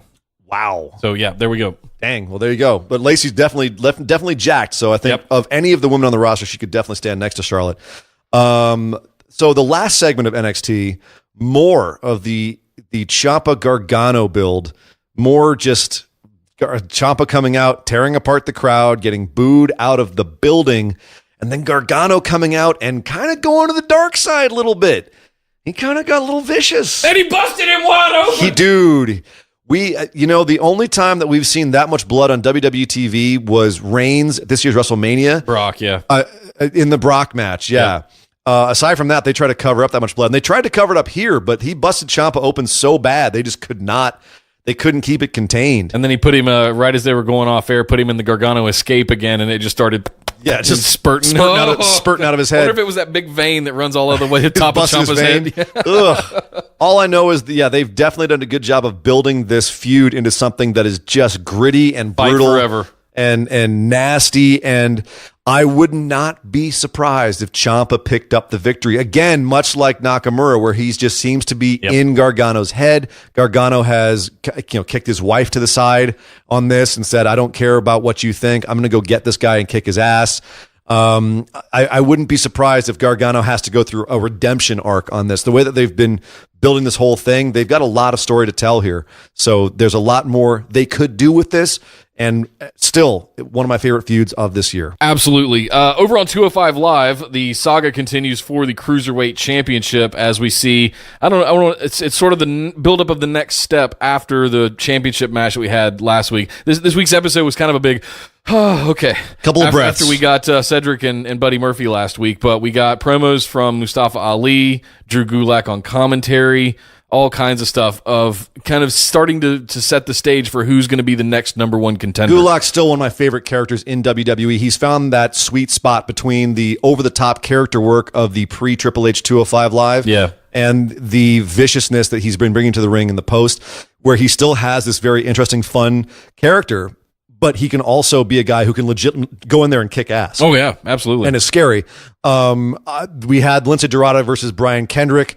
Gulak gets involved after Lindsay wins. It looks like we're going to get some Gulak involvement in this anti-Lucha House Party angle. Yeah, love seeing Lindsay Dorado have one-on-one time, singles time. Yeah. I think he's the best one of those three. We both love him. We've said that many times. TJP had a match against a local jobber. This was fantastic. So this was a squash. This might be one of my spots of the week, actually. It was incredible. It was great. I haven't seen one of these in a long time where the heel character comes out and makes a mockery of his opponent while calling out the authority. Because it's one of the few... NXT and 205 both have face GMs. And not like Kurt, where he's kind of bumbling and still overshadowed by Stephanie, and not like Paige, who's still kind of finding her footing. You have genuine leader authority figures in William Regal and Drake Maverick, where they seem like they really know what they're doing and they are controlling their product. And TJP feels like Drake Maverick is not giving him the competition he deserves. Because he didn't see TJP in his prime before he got here. Correct. Right. And so now TJP is bitching and moaning and saying he's going to go to other promotions. Maybe he's going to go to Raw or SmackDown or even NXT. And he takes this jobber and he keeps, he beats him up while on the stick. He's submitting him while he's promoing. Yeah, he throws him in a leg lock and then starts talking on the mic about how this is BS. It was a lot of fun. TJP sold the hell out of it. Great work on the mic and just doing all the things at the same time. Juggling, patting his head while rubbing his stomach, essentially. Yep. So that was a great little I can do that. Can segment. You do that? I sure can. Sort of. All right, we both just... That was a visual that no one... Too bad we're not live on the cameras No one yet. listening is going to understand. We'll do it again when the cameras are live. Yep. Leo Rush also announced... He skipped right past NXT. He had one NXT match, got kicked to the curb because of stuff he said on Twitter about Emma, and now he's going to 205 Live, and they gave him a nice little promo. Looks like he'll be coming in as an arrogant heel. This dude's going to be electric. Oh, my. Well, he's the Flash. Yeah. He's not big, but man, is he fast. Leo Rush versus Cedric Alexander one day. Leo Rush versus a lot of those guys. I'd be very excited to see. Mustafa Ali versus Buddy Murphy, the main event. There was with as they said, implications towards who might be the next number one contender for Cedric's title. Right. It was a fantastic match until Hideo Itami got involved and beat up both guys. Yes, Hideo Itami finally in the main event picture of 205 Live. It's about time. I'm glad that they had him do a nice transition into being a full heel with the whole thing with Akira Tozawa. Now he's heel. He's coming in, and he's going to be the X factor and a little bit of new blood in what for the last couple of months has been the top of the card on 205 Live. Yeah. Which, as we say every week, if you're not watching it, you're missing out. It's one of the best WWE. Come on, Kurt Angle. Come on, Sasha Banks. And one of the best WWE programs that they have running right now. As far as mat wrestling is concerned in the WWE, you have to be watching 205 Live. Do not miss that. Just all kinds of aerials and everything. It's fantastic. Speaking of which, we got to go over and talk about New Japan because it's a big time of the year for them. We just wrapped up the Best of Super Juniors tournament. It ended up in the finals with my call to win the whole thing, Taiji Ishimori versus one of my favorite wrestlers, Hiromu Takahashi.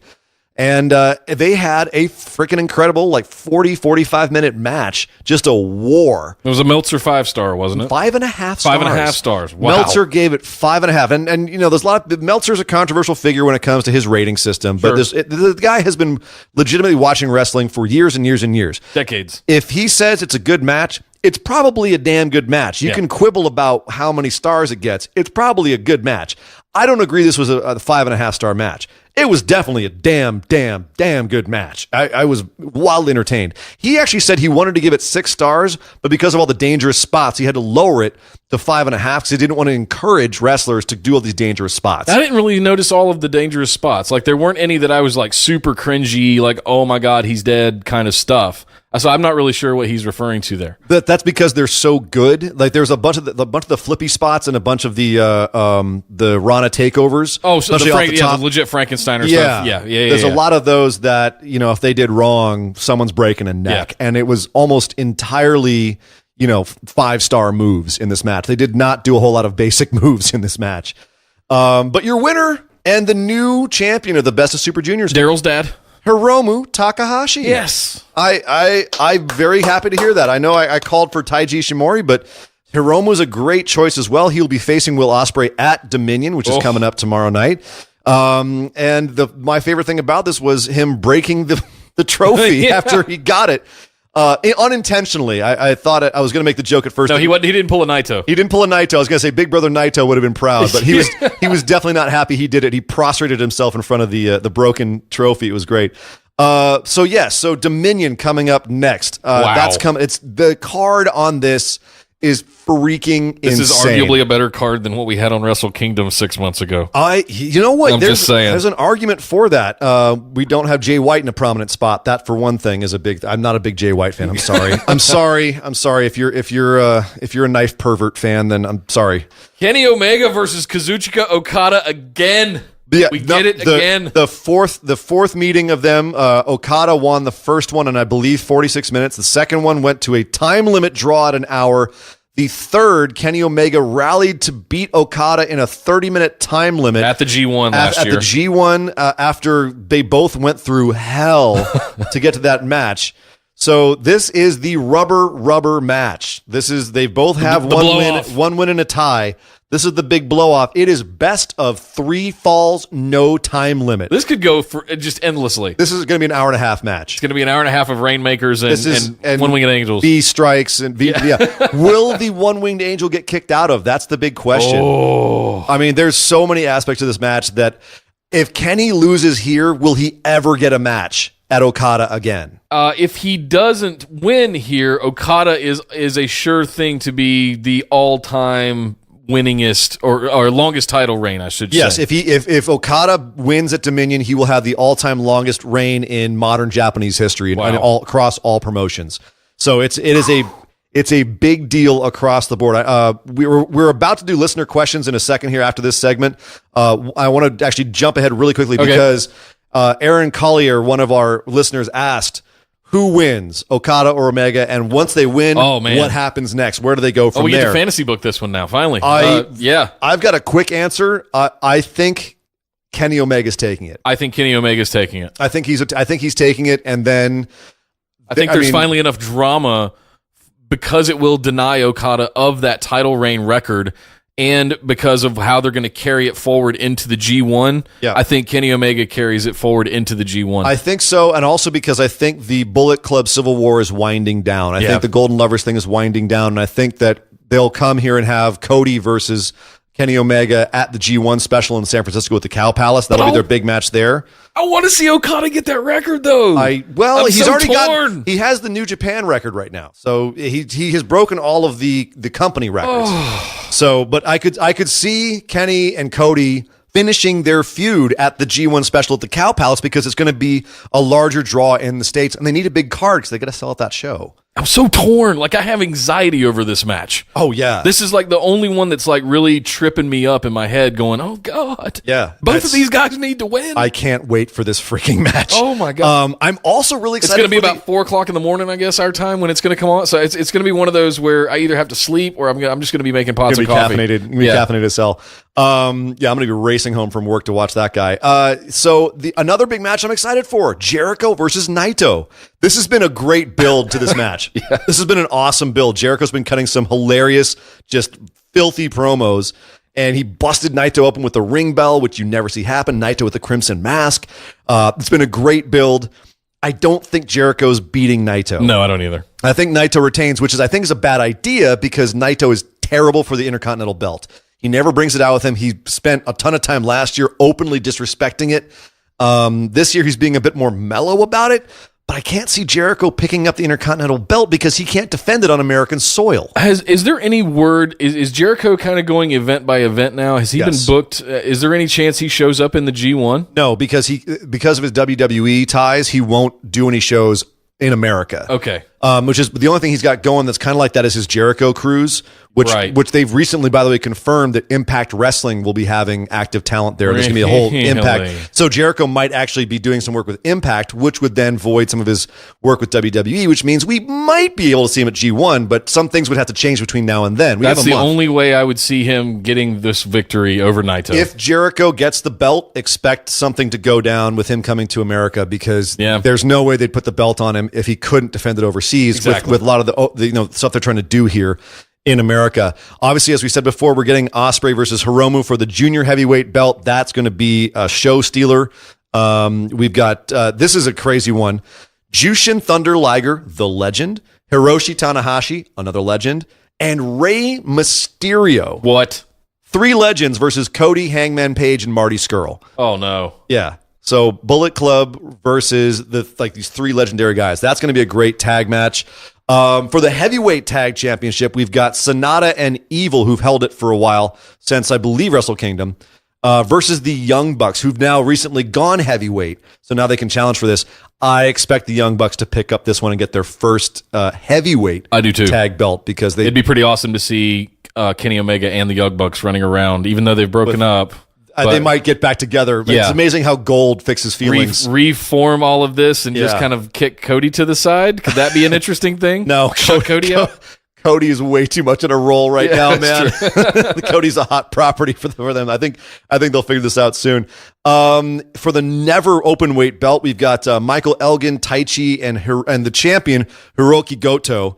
I could see Goto dropping it. I mean, Elgin's contracted through 2020, I believe, with New Japan, so they obviously have gone all in on him, even though he's a piece of dirt in real life. Taichi, I could see picking it up. He's got a lot of heat. People hate that guy. He's like X-Pac heat, but he's also a really good heel. So, I don't know. This is the match I don't really care so much about, which is too bad because I love Hiroki Goto. Yeah. But anyway, that's that. We also have... this is a match that I am interested in because it's just 4 dudes who I love fighting for nothing, but it's going to be entertaining as hell. Toru Yano and Tomohiro Ishii versus Zack Sabre Jr. and Minoru Suzuki. That's going to be a lot of fun. It's going to be just slap nuts. We saw this one. I believe it was this exact match back at Strong Style Evolved in Long Beach. So that and when I saw it there, now granted, I say that I think we saw that because I was on flying. Another planet. I was so sick watching that show. I had such bad food poisoning. I remember there was a lot of hard hits. That was about all I remember. Also, we've got David Finlay. And anytime you put Ishii and Suzuki in a match together, that's going to be stiff AF. You know what I mean? It's going to be brutal. And Toru Yano's going to run away. Oh, yeah. David Finlay and Juice Robinson versus Yoshihashi and Jay White in the I Don't Give a Crap match. And then for the junior heavyweight tag belts, the champions Desperado and Yoshinobu Kanemaru versus Roppongi 3K, who, by the way, Sho and Yo, I will admit, I slept on them. I thought they were good when they first came back, but my God, these guys went on singles runs in the Best of Super Juniors, and they are both incredible. Wow. Why hasn't that shown through in their tag matches? It has. It's just I didn't grasp how good these guys were. I love their matches with the Young Bucks were fantastic. I expect them to pick up the win here and hold the junior heavyweight belts again and, continue just being amazing. Yeah. So that is Dominion. Oh boy, I'm stoked. Grab newjapanworld.com and watch it streaming live coming, what is it? We're Pacific time, so it's midnight over here, 3 a.m. Eastern, Friday night. Is the start time, which will be technically tonight. Tomorrow morning, right? No, Friday night, Saturday morning. Saturday morning. Okay. Yeah. So we've got another 24 plus 36 hours to get there. So, yes, sir. Yeah, definitely watch that this weekend. And then next weekend's Money in the Bank. We got a couple of good weeks of wrestling here to talk about. You mentioned we had a listener question earlier. Yeah, let's get to our from listener Aaron. questions segment. We had a lot come in this week, guys, and thank you for That's all of awesome. the questions and comments and talking points. And so, luckily, we have a little time this week to talk about it. I've been excited to do this. Yeah. We wanted to make sure we save some time for all that. So let's start things off with our boy here in LA, Deuce Elefante. Will the B team get the tag titles? Let me think. No, they will not. I think they might. Really? I think they might. Just Has as the tag division fallen that low? Just as where it's at rock bottom right now. I mean, Bray Wyatt and Matt Hardy are your tag team champions. Like, why, how, why? Who cares? Yes, there's nothing else going on in the tag division. Why not just as an FU, put them on there, give the guys the rematch clause so they get them back? Because this is, you talked look at earlier. what work the Miz Taraj has done for Miz and WWE for the last year plus. They're not, so it's a reward. It's a spot reward. I think they could possibly do it. Now, this is going to be a pre-show match at Money in the Bank, and it will be a title retention. The B team will pick up. I don't know. They could maybe win by DQ, but not pick up the belts. Sure. I don't know. And just celebrate winning by DQ when they don't get the belts. I just want to see, after all these years, Bo Dallas and Curtis Axel get some love, man. Yeah. Because they come from a lineage of wrestlers, and it's about time. Yes, but personal feelings aside, I just don't see it realistically. Fair. I don't either. All right, so Corey Roberts asks, is there any way to salvage the Nia and Rousey feud, and if so, how? No. Next question. At this point, I'm going to agree with you. At this point, it's too late. Let it happen. It's just we just got to have the match and get over it. They had a chance to save it in the last 2 weeks. At this point, this just is arguably too far gone. worse than Reigns Lesnar at this point. I just said that. This is arguably worse than that. That's how bad this is. Yeah, arguably. I'm not going to say it's a hard yes, but arguably, yeah. I don't. At this point, no. I don't think in one show, they have one show left to save it. I do not think that they're going to be able to pull anything off that's going to make me go, now it's a good feud. Let me ask a follow-up question off the back of this one. Do they put the belt on Ronda right away? God, they really shouldn't. But they could. They could. They paying her $1.5 million bucks. Hot take. Yep. Hot take. I think that she could win it and then have Natalya cash in her Money in the Bank briefcase, which she just won previously in the night, and cash in on her and take the title off of her, causing a whole new feud. You're calling Natalya to take Money in the Bank? I'm saying this is one thing that could happen. Oh, okay. Saying hot take. If she wins it, they could easily get it off her. I do not think she should be the champ this early. Okay. I do not think that. No way in hell. I really don't. Now, will she be? Possibly, but they would be insane to do it. Eric Ellich, he asks, will NXT or 205 Live become a cable show? And if it does, will that clear up some space for an all-women show on the network? Well, NXT was on USA. I'd have to look into it, Eric. I'm not sure if it's part of that USA NBC deal for Raw. I don't believe so. It's not. But I do know that NXT was being broadcast on there. I think they should just keep those on the WWE network and just leave it alone. It's enough reward. If anything, what I would love to see them do, which we know they're not, we've discussed this ad nauseum at this point, is just have all of the shows on the network available and put them up on TV. But at the same time, I don't think it's going to happen. Here's the thing: they need to what they need to do is balance their content, and that is they need to be able to get their money's worth from giving content to these TV providers and making that TV licensing money. Yeah. And at the same time have enough value on the network. And to do that, they need to keep certain things on the network.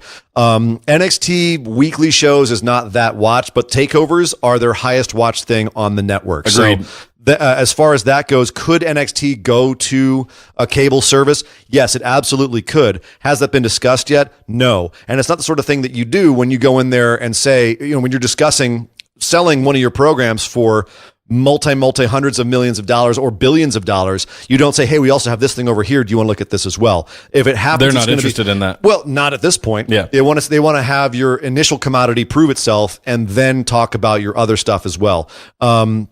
Because at this point, NXT and 205 are unproven commodities. They have no previous history to show and sell them off of, whereas they can sell the profitability of Raw and SmackDown. They can sell the viewership, the fact that they get 2 to 3 million people a week. They don't have that with 205 and NXT right now. So selling those to networks would be a gamble on the network's part. Now, that being said, Fox has said that they're interested in having some other shows on some of their secondary networks like FS1. Could WWE repurpose NXT or 205, or create an all-new show, possibly an all-women's show, or however many other different things with different ways that they could go. Could they do that? Yes, they absolutely could, but that's still, we're a year and a half away from the Fox deal becoming a weekly thing, and SmackDown going to Fridays, right, and Raw happening, and all that stuff, all the contracts being up. So we're still a long way from knowing if that's in the cards.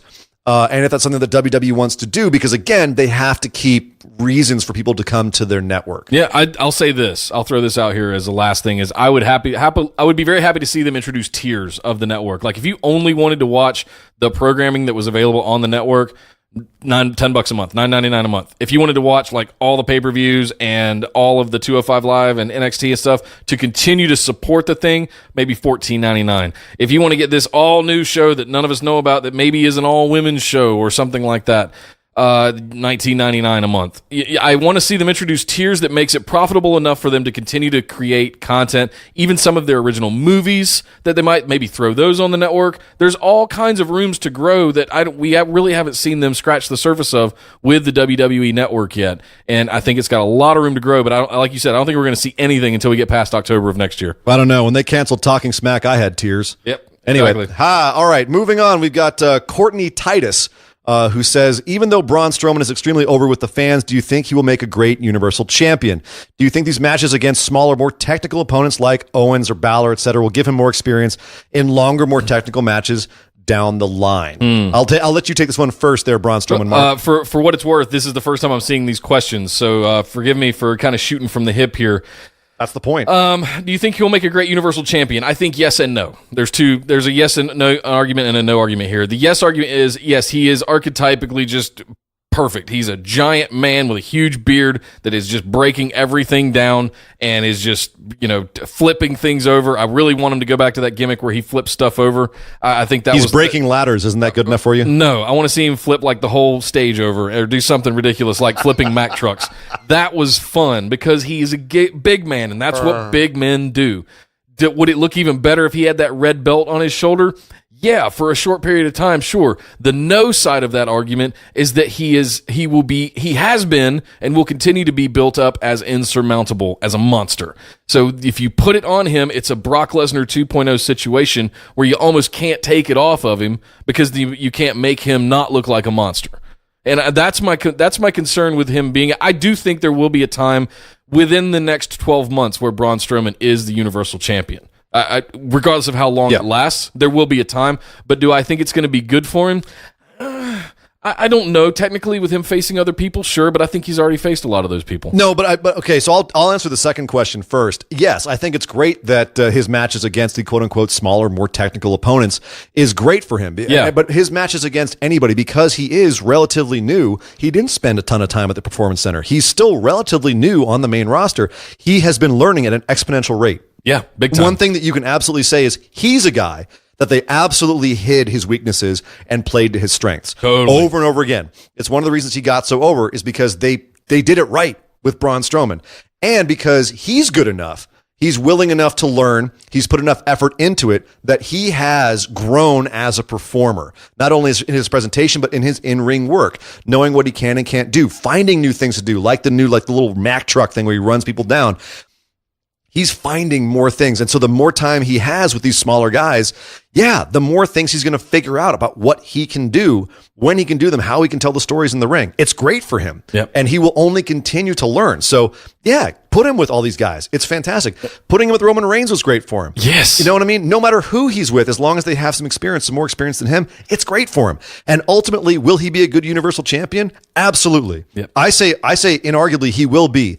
But it will depend on when they put it on him. It has to be the right time, and then they have to, as you said, figure out a good way to, at some point, have him lose it. They can't have him, it just, you know what I mean? Like, that's easy to say. Look at what it's taken to get the belt off of AJ Styles. They've had to have this 3+ month feud now with Nakamura and go through all of these motions, and he's still maintained the title throughout the thing. But let's look at big men in the past who've held the title and how you've gotten off them. You know, like a Big Show or a Kane or an Undertaker. You know, at some point, eventually, some plucky face finds a way to get it off of them, or some tricky heel finds a way to get it off of them. It's not impossible. I don't think that, it's one of those things where you shouldn't put the title on him because you can't think of a way to get it off of him. I think you figure that out down the road. A Money in the Bank cash-in is a great example. And I don't know if Braun is ready for the Universal Championship yet because there's so many other people at the top of the card. I could see having a run with it and being a bigger draw. Braun is a draw without the belt. You only have so many belts, and you have people who might need that belt to help them in their career. I don't think Reigns is one of them, but hey, it looks like it's heading that way anyway. But the Braun is going to be a big deal whether or not he has that belt. It's the same theory that we had with him getting the Money in the Bank briefcase. He doesn't need it. The only thing that you have to do is figure out how to come up with a storyline of why he isn't going for the belt or why he isn't going for a big prize. You know what I mean? Because you've made it look like at any time he could just take it. But no, I'll say he absolutely will make a great Universal Champion when he gets it, because it is a matter of when. I mean, if I were to fantasy book that out, I could certainly see Reigns getting it at SummerSlam, off of that, letting him have it for a period of time, and then somewhere down the road, Braun Strowman is about the only guy that I could think of that could, as they've built him up, legitimately take it off of Roman Reigns. And I do see that as being a potential thing happening end of this year or turn of next year, maybe like Royal Rumble time frame. If one of them turns heel, maybe, but I don't know. Yeah, that's a good point. I don't know. All right, speaking of heels, Derek Gator Guy McRae asks, if I hate the Big Cass character, does that mean he's doing his job, or does that mean he's just that bad? Yes, both. Yeah. There's a difference. We talked about this before on the show. There's a difference between heel heat and go away heat. Yeah, you know what I mean? X-Pac heat. That Cass is teetering on the edge of those. He's a little bit. He's a little Stephanie McMahonish for me. You know what I mean? Where part of it, I'm just like, you annoy the shit out of me, and part of it where I'm actually like, no, you're just a bad performer, and I don't like you. Yeah. But that's the interesting thing, is that with the modern take on wrestling, with the death of kayfabe, with the acceptance by everybody that is a story, it's hard to tell if your heat for somebody is genuine heel heat, if they're just annoying you and getting under your skin, or if they're just bad. It's really hard to tell. And it's something that's going to take a little bit of looking at yourself and self-inquiry. And I had to do that with Stephanie McMahon, where I had to take a step back and being like, is she working me? Is she genuinely working me here? And with Big Cass, I think it's going to be, everyone's going to have their own take on it. I'm mostly annoyed at Big Cass because he's in the middle of my dream Samoa Joe and Daniel Bryan feud. So right now it's kind of get out of the way. Do I think he has the potential of having legit heel heat and being a good heel worker in at the upper mid card where he's working right now? Yeah, I do see hope for Cass. It's going to be a long road though. Yeah, to me, he's one of those guys where all the pieces don't quite fit together. Yeah. You know what I mean? Like I said, he looks like a melted test. It's just fat guy in a little coat. It's just that awkward kind of thing that something's missing. Like, I wish it was a little coat. His coat's just big, and he needs to go get it fitted. Like, dude, go to a tailor for the love of God. You're from New York. Everybody wears tailored suits. He's from Jersey. Well, that's true. Good point. Never mind. Forget I said that. Or was that Enzo, and he's from New York? I don't know. I don't care. I thought he was from Queens or Staten Island. I don't care. Sure. We need to move on and talk about our lightning round. Other news. Lightning round news. Okay, real quick. Colt Cabana and CM Punk are not liable for damages in the Dr. Amann lawsuit. That's right. So if you didn't know, Colt Cabana and CM Punk did a podcast shortly after CM Punk was released from WWE, and they basically went off on WWE for lots of reasons. Just go listen to it. Wasn't just WWE. Punk went off on everybody. We cannot summarize it here because there is just It's 2 parts and 2 hours each. It's huge. It's a ton of. Punk just shoots on everybody. But basically, one of the people that was implicated in this was Dr. Amann, which was the WWE doctor at the time. Punk said that basically that they were over-medicating him, not treating his concussions. And Amann believed that that was libel. And so he sued them for $1 million. Well, no, he sued them for $3.989 million. 989, exactly. Yes, it was because it was $1 for each verifiable stream of the episode of The Art of Wrestling in question, plus punitive damages. So no, he was suing them for distribution, false light defamation, and defamation. The jury debated for, I believe, 2 hours. Let me get my notes here. 2 hours. And 2 hours, they came to a decision of not guilty in all counts. Of course. So totally dismissed. Sorry, Dr. Amann. You get nothing. You lose. You lose, Good sir. day, sir. Good day. Get out of here. So, yeah, CM Punk, Colt Cabana Leave are CM Punk alone. off the hook. I did want to talk about, how we doing on time, Nick? We got plenty of time. Excellent. I want to talk about something. I listened to a interview with Bret Hart on Talk Sport. Bret Hart is a guy where listening to his interviews is hit or miss. He's a very salty, crusty dude at this point. Yeah. He's very bitter.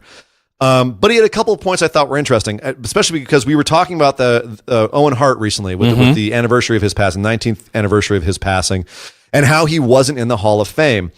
And it was interesting to hear that Bret Hart is very much for Owen being in the Hall of Fame and is actually pissed at WWE for him not being in there. We all are. We don't understand this. Well, yeah, and he's saying he admitted that it may be because they're worried about angering his widow Martha. But he brings up, I'll quote him here, granted, they may anger Martha, but as proven when she tried to sue over the Hart DVD they put out a few years ago, she can't do anything, as they own his likeness and image rights, which was on Owen's last contract. Personally, I'd bite the bullet and do it. Owen was a proud wrestler and would be upset he wasn't being honored or at least valued. So that's, you know what, honestly, on one hand, you can take Martha's side. On the other hand, you can take Bret's side. Sorry, Martha. I'm going to take Bret's side on this one. Owen should absolutely be in the Hall of Fame. 100%. 100%. He had a couple other things he talked about. He just completely crapped all over Bischoff, called him a total complete idiot, and maybe the single stupidest idiot that ever got into wrestling.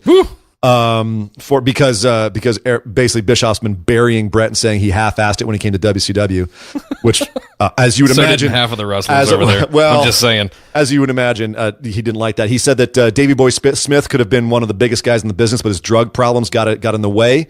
Yeah, but how many other wrestlers could you say that for? Yeah, but they had that incredible SummerSlam match. Like he was very close to that, where he let him go over that SummerSlam match, basically thinking, you've got all the parts, go for it, dude. And Davey Boy Smith let his demons get in the way. So and then the lastly thing that he said that I particularly was interested in. So he's obviously not a fan of the WWE product these days. He calls it too polished. But one of the things that he is a fan of is British wrestling right now.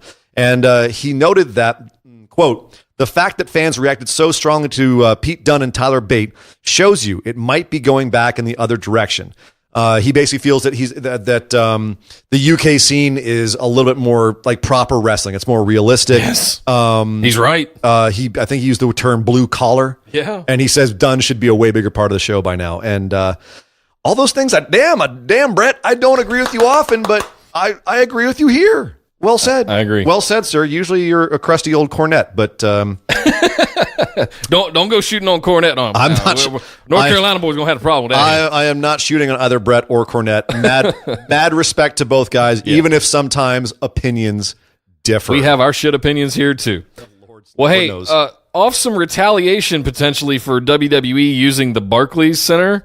The AAA promotion down in Mexico has booked MSG, Madison Square Garden, for a show. Yes. This is interesting. And I have a feeling the WWE is going to try and start using its newfound money to muscle this around, because this is a slap in the face of WWE by Madison Square Garden to book another promotion. Now, notably, it was not a North American promotion. I think if Impact did it or Ring of Honor, it would be War. Yeah. But AAA is still a massive, massive promotion.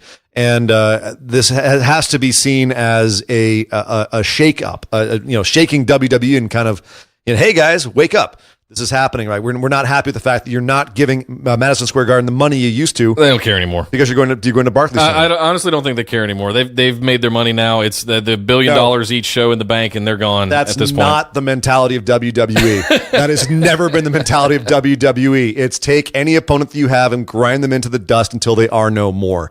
And there's a reason why they're buying up all these indie wrestlers and buying all these wrestlers and getting contracts from these people to keep them away from these other companies.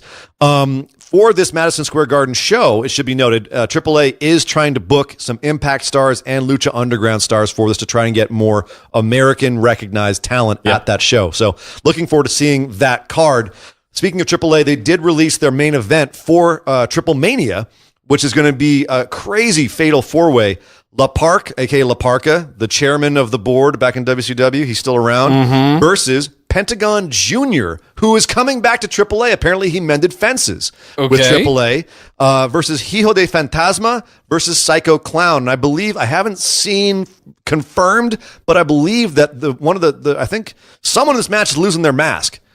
And I can only imagine it's Hijo de Fantasma.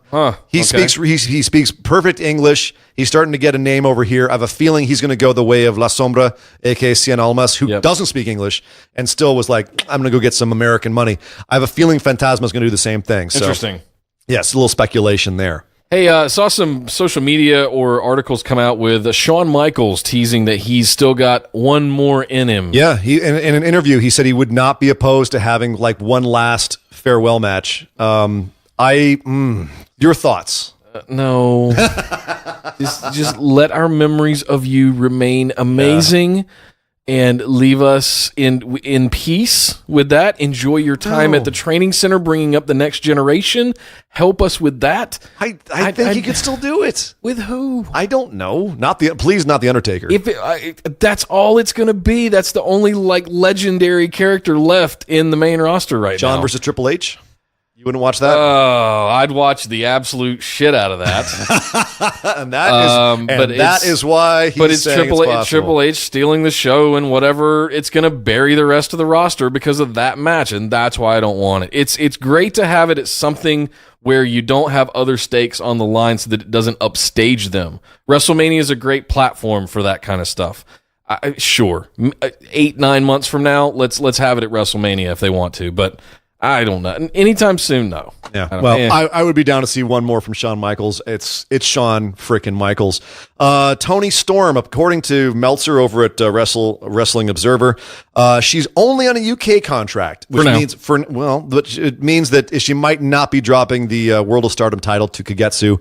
She might not be coming off the indie scene just yet. She might have more to do. She's not going to be completely locked down. Sorry, Nick. There has to be some bad news. Really quickly, ITV's World of Sport's coming back, but it's hit some road bumps. WWE has been, as we've been saying, they've been signing some talent and holding them in what they call, quote, extended tryouts, which means they can't sign with ITV.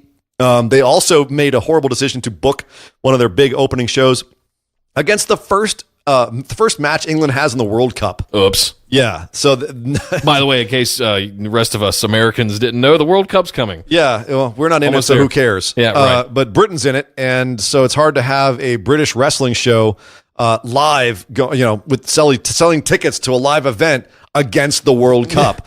That's a bad idea. You should see the money they get for commercials at the World Cup. You screw our Super Bowl money. On the upside, they got a pretty good deal. If you are a wrestler and you do sign with them, they're giving them $1,000 a day, and they're giving them residuals for TV contracts. So they're treating them more like actors than they are like wrestlers. So yeah, interesting. Keep an eye on the World of Sport.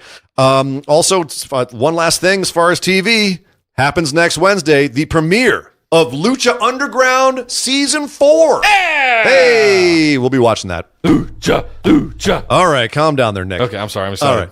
Hopefully we will get confirmation on our involvement with Lucha Underground. By that time, we'll see. We'll let you guys know as soon as we know. But that is our show for the day. Next week, we are going to have the go-home shows for Money in the Bank, NXT's Takeover Chicago. We're also going to be talking about 205 Live and Dominion from New Japan. We'll have a lot to talk about next week on our show, so come on back at the end of next week, about Thursday or so. We'll have that show up for you, and check us out then. Absolutely, and definitely come over and join us on Facebook in the Busted Wide Open discussion group. Just search Facebook. You'll find us there. Also on Twitter, at BWO Podcast. Going to be a lot of live tweeting happening this weekend as we watch and consume the matches, the amazing card that has been built for New Japan Dominion, also leading up to next week for Money in the Bank and TakeOver. If you like this show and want to support what we do, we would love all of your support. Every dollar counts. Head over to patreon.com/BWO. Throw a couple of bucks in the tip jar or sign up to do your very own shoot promo right here on the show with myself and Ian. And if you want to rock some sweet swag and let everybody know that we are your favorite wrestling podcast, head over to orbitaljigsaw.com/store. Pick up a t-shirt, hoodie, phone case, sticker, coffee mug, all that good stuff. And don't forget to go to your podcast app of choice and and hit that share and subscribe button. Share it with your friends. Let them know that you listen to us and help us grow our lovely fan base, our lovely listening audience. Make sure that you subscribe to us and also hit the like button on our YouTube page. Yes. Follow our YouTube page. We need those subs. Please, the more the merrier. We will be getting much more content up there over the next weeks and months. We'll be having a lot more stuff coming out. We got a lot of things we're going to be doing with this show. And also, don't forget to leave us a review. If you're on iTunes, give us 5 stars. Give us a little review. Don't be afraid to be critical. Tell us things we could do better. We like making the show, the kind of show that you guys want to listen to. But I'm Nick Howell. You can find me on Twitter at Nick Podcasts. And I am Sir Ian Dangerous. You can find me on Twitter at Sir Ian Dangerous. But by God! Somebody stop the damn match! This show is part of the Orbital Jigsaw Network. For more episodes, subscribe to us on iTunes, Google Play, or Stitcher Radio. For details and show notes from each episode, check us out, orbitaljigsaw.com.